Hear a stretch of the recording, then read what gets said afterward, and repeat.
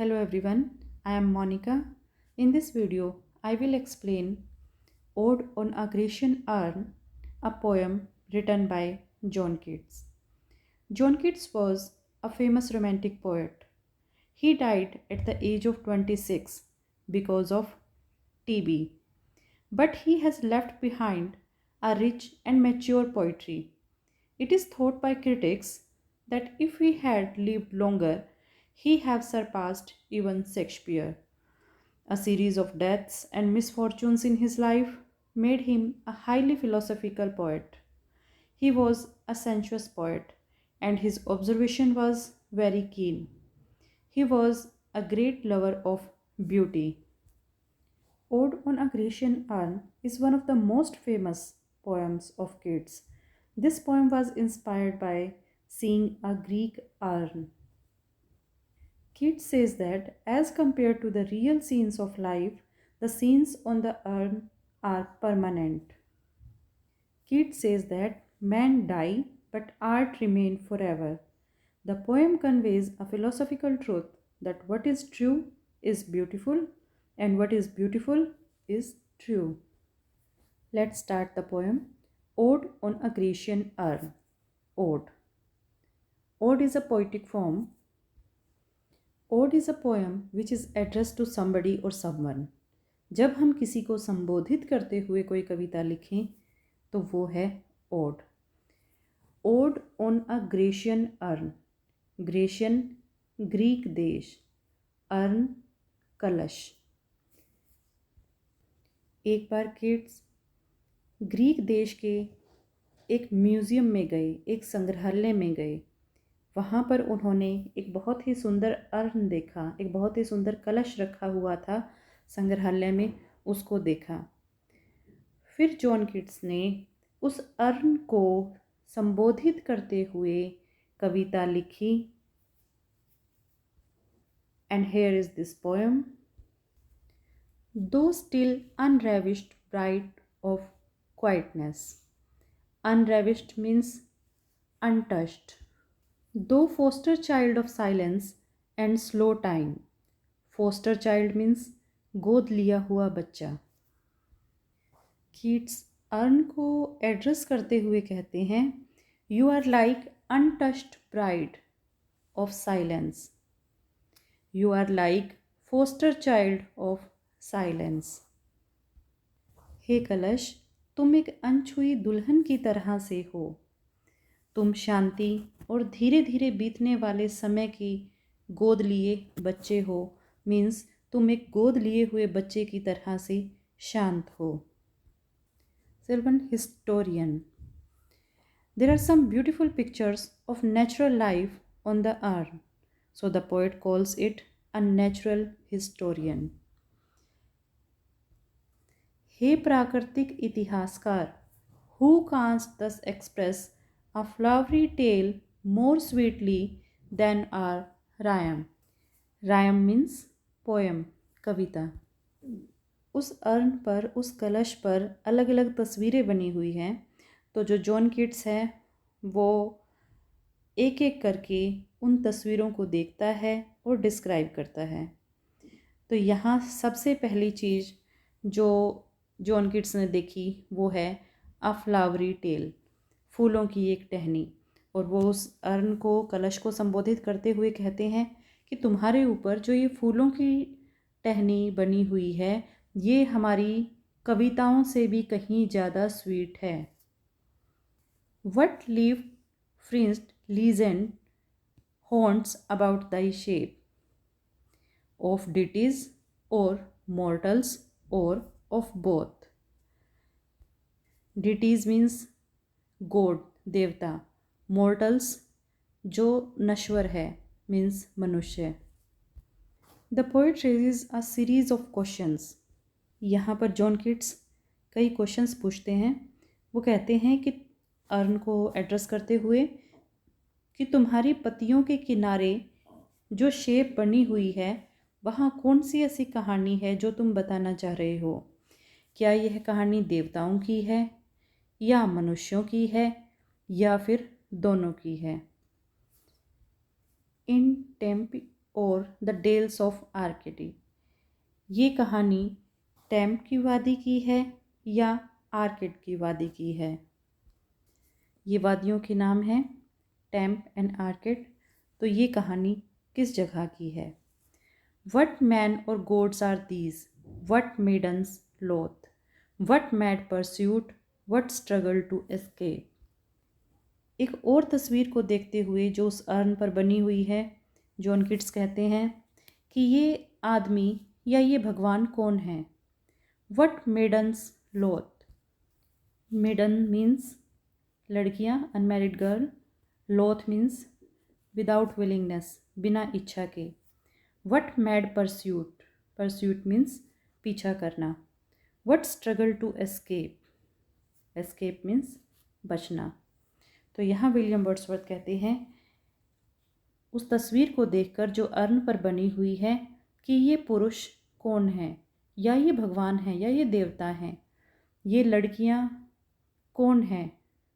What mad pursuit, कौन पागलों की तरह इनका पीछा कर रहा है? वट स्ट्रगल टू एस्केप, और ये बचने के लिए संघर्ष जो हो रहा है ये क्या है? What pipes and timbrels, what wild ecstasy. Pipes and timbrels, ये टिम्ब्रल्स मीन्स ढोल, पाइप ये संगीत वाद्य यंत्र हैं। What wild ecstasy, ecstasy excitement. Earn पर कुछ म्यूज़िकल इंस्ट्रूमेंट्स भी बने हुए हैं। तो किट्स कहते हैं कि ये पाइप और टिम्ब्रल क्या है, ये ढोल नगाड़े जो इस पे बने हुए हैं ये क्या हैं? वट वाइल्ड एक्सटेसी, और ये कैसी एक्साइटमेंट है? The poet wants to know all this. So these lines depict the poet's curiosity after seeing the urn. Heard melodies are sweet, but those unheard are sweeter. Therefore, ye soft pipes, play on, not to the sensual ear, but more endeared pipe to the spirit deities of no tune. Endeared means attractive, आकर्षक। deities song, गीत। यहाँ John Keats कहते हैं कि वो संगीत जिसको हम सुन सकते हैं वो स्वीट है, मधुर है। Heard melodies are sweet but those unheard, परंतु वो संगीत जिसको हम नहीं सुन सकते वो और भी ज़्यादा स्वीट है। अब यहाँ ये क्यों कहा है जॉन किट्स ने? अगर कोई व्यक्ति किसी वाद्य यंत्र को बजा रहा है तो उसकी आवाज़ हमारे कानों में आ रही है और वो हमें स्वीट लगेगा, अच्छा लगेगा। Means heard melodies are sweet, कि जिसको हम सुन सकते हैं वो बहुत स्वीट है। बट दोज अनहर्ड, लेकिन अर्न के ऊपर एक पिक्चर बनी हुई है जिस पे 2-3 लोग कुछ वाद्य यंत्र बजा रहे हैं। अब हम उस पिक्चर में तो उसको देख सकते हैं, उस तस्वीर में तो उसको देख सकते हैं, लेकिन वो जो आवाज़ है वो हम सुन नहीं सकते। अब आवाज़ तो हम नहीं सुन सकते, लेकिन उस तस्वीर को देखने के बाद की सिचुएशन को बताया है किट्स ने कि दोज अनहर्ड, कि जिसको हम नहीं सुन सकते वो हमें और भी ज़्यादा स्वीट लगती है। देयरफॉर ये सॉफ्ट पाइप्स प्ले ऑन, इसीलिए ये पाइप्स प्ले ऑन, यूं ही बजते रहो। अर्न पर जो पाइप बने हुए हैं, जो वाद्य यंत्र बने हुए हैं, उनको एड्रेस करते हुए जॉन किट्स कह रहे हैं कि तुम इसी तरह से बजते रहो। Pipe to the spirit ditties of no tone, ये ना सुने जाने वाले गीत तुम आत्मा के लिए बजाओ, जो किसी भी व्यक्ति को इंटरनल हैप्पीनेस देंगे, खुशी देंगे। Fair youth beneath the trees, thou canst not leave thy song, nor even can those trees be bare, bored lover never canst thou kiss। यहाँ किड्स अर्न पर नेक्स्ट पिक्चर को देखते हैं, नेक्स्ट तस्वीर को देखते हैं, जहाँ एक लड़का पेड़ के नीचे है, बैठा है। फेयर यूथ, सुंदर नौजवान, बीनीथ द ट्रीज, पेड़ के नीचे। दो canst not leave Dai song, तुम अपना ये जो गीत है ये कभी भी मत छोड़ना, कभी भी मत बंद करना।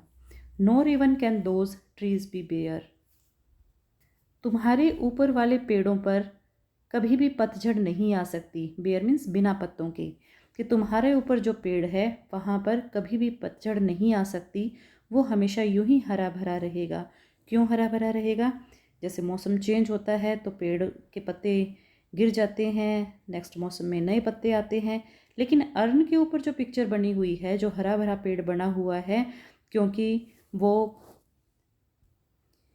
परमानेंट पीस ऑफ आर्ट है, तो वहाँ पर जो पेड़ है वो हमेशा इसी तरह से हरा भरा रहेगा। मौसम का उस अर्न पर बने हुए पेड़ पर कोई इफ़ेक्ट नहीं होगा। इसलिए किड्स कह रहे हैं कि पेड़ के नीचे बैठे नौजवान युवक, तुम अपना संगीत इसी तरह से आगे कंटिन्यू रखना। तुम्हारे ऊपर जो ये पेड़ है ये कभी भी बेयर नहीं होगा, कभी भी पतझड़ का इस पर असर नहीं होगा। Then the poet describes the picture of a lover. The lover is near his beloved, but he will never be able to kiss her. The poet advises him not to feel sad at this. Grieve means sad, dukhi hona. Not to feel sad. She cannot fade. Her beloved, his beloved, will always remain beautiful. Her beautiful face never fade. Though thou hast not thy bliss, forever wilt thou love, and she be fair. तो यहाँ lover को उदास होने की ज़रूरत नहीं है। जो उसकी बिलवड है वो हमेशा यूं ही सुंदर रहेगी। उसकी जो ब्यूटी है वो कभी भी ख़त्म नहीं होगी, और जो उसका प्रेम है वो भी टेम्परेरी नहीं होगा, वो भी हमेशा हमेशा के लिए अमर हो जाएगा। क्यों? क्योंकि वो तस्वीर में है, और तस्वीर हमेशा ही एज इट इज़ रहेगी। आज जैसी तस्वीर बनी है उस तस्वीर को 100 साल बाद देखोगे तो वो भी एज इट इज़ रहेगी। तो यहाँ किड्स एडवाइस देते हैं कि उदास होने की ज़रूरत नहीं है। Ah happy happy boughs that cannot shed your leaves, nor ever bid the spring adieu. Adieu means अलविदा। कलश पर एक नेक्स्ट तस्वीर को देखते हुए जॉन किट्स कहते हैं, ओ खुशनुमा टहनियों दैट कैनॉट शेड, तुम कभी भी नहीं गिरोगी, तुम इस अर्न पर हमेशा यूं ही बनी रहोगी। योर लीव्स, तुम्हारे पत्ते कभी नहीं गिरेंगे।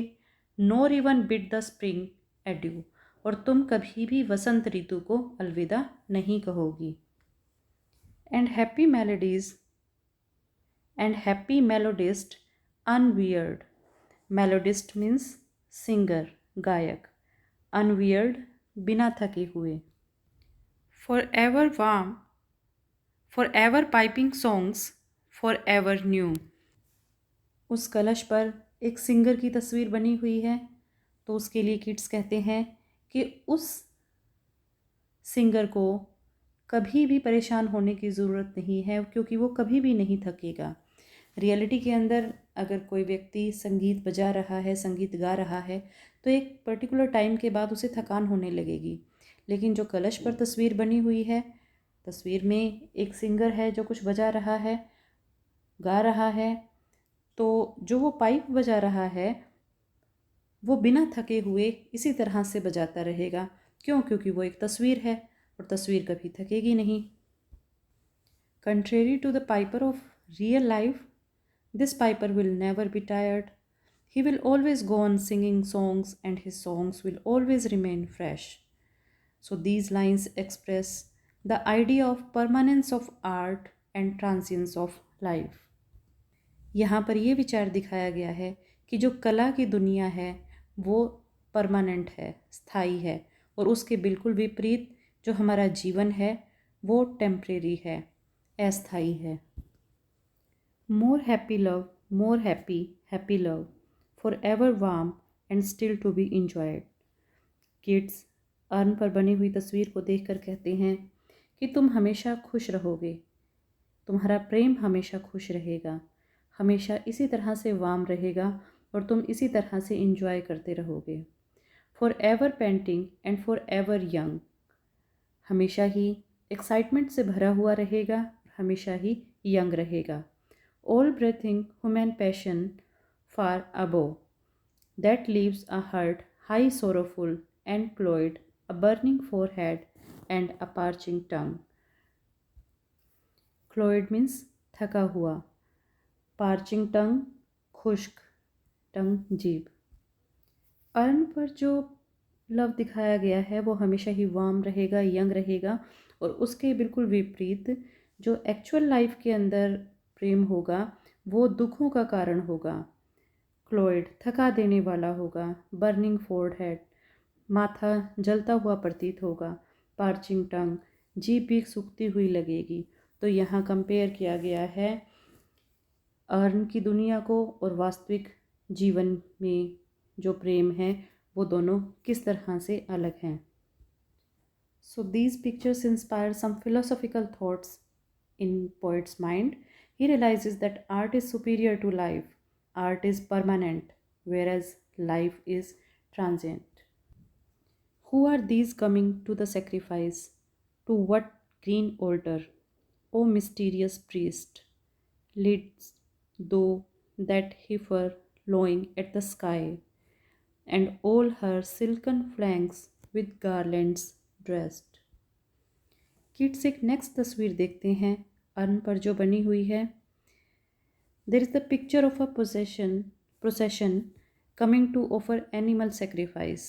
यहाँ वो देखते हैं कि एक एनिमल को, एक पशु को, एक बछड़े को सेक्रीफाइस के लिए, उसकी बलि चढ़ाने के लिए ले जाया जा रहा है। वो कहते हैं who are these coming to the sacrifice, to what green altar. ये बछड़े को कहाँ ले जाया जा रहा है, ये कौन लोग हैं जो उसकी बलि दे रहे हैं।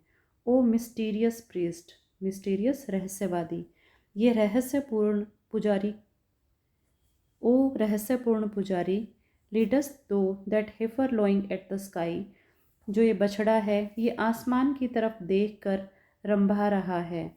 And all her silken flanks with garlands dressed, और उसकी जो सिल्क की तरह से उसकी जो मुलायम बाल हैं, स्किन है, उस पर फूलों की मालाएं चढ़ाई हुई हैं, जिससे लग रहा है कि उसको उसका बलिदान दिया जाएगा।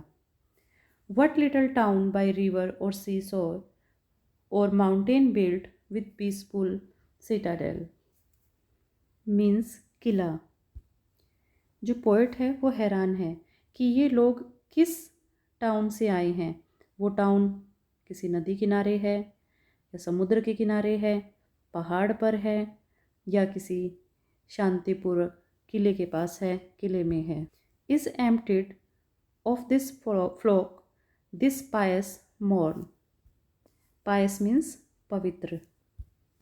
वो जगह एम्प्टी मीन्स खाली, वो जगह बिल्कुल खाली हो गई होगी क्योंकि सभी लोग तो यहाँ इस प्रोसेशन में आए हैं, बकरे की बलि देने के लिए आए हैं। तो जो कला है वो हमारे वास्तविक जीवन के एक मोमेंट को पकड़ लेती है और उसको हमेशा हमेशा के लिए अमर कर देती है। And little town thy streets for evermore will silent be, and not a soul to tell why thou art desolate can ever return.